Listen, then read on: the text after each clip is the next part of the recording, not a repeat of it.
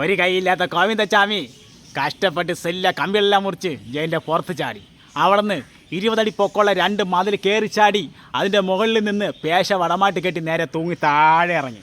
എന്നിട്ട് ഗോവിന്ദച്ചാമി 4 സൈഡ് നോക്കിയപ്പം മൊത്തം തെരുവ് പട്ടികളെ കണ്ട ഗോവിന്ദച്ചാമി കടി കൊള്ളാതിരിക്കാൻ വേണ്ടി ഒറ്റ ഓട്ടം. ഗോവിന്ദച്ചാമിയെ കണ്ട പട്ടികൾ കൂടെ ഓടി ഓടി ഓടി ഓടി ഓടി ഗോവിന്ദച്ചാമി ഒരു വലിയ ഗട്ടറിൽ പോയി അടക്കണം.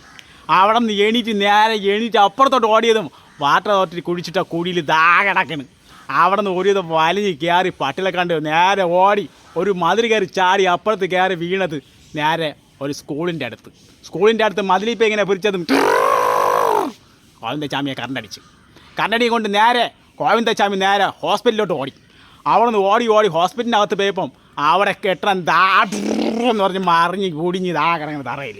അവിടെ നിന്ന് ജീവനം കൊണ്ട് നേരെ ഒരു ചായ കുടിക്കാമെന്ന് നോക്കിയപ്പോൾ ലുലു മാളിനകത്തുള്ള ചായ കടക്കകത്ത് നമ്മളെ ഗോവിന്ദച്ചാമി നേരെ ഓടിക്കയറി. എന്നിട്ട് അവിടെ പോയി സപ്ലൈ എടുത്ത് ഒരു ചായ.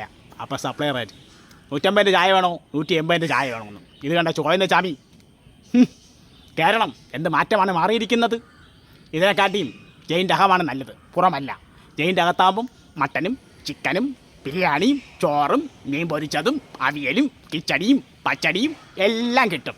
നേരെ ഗോവിന്ദച്ചാമി ജയിലിനകത്തോട്ട്.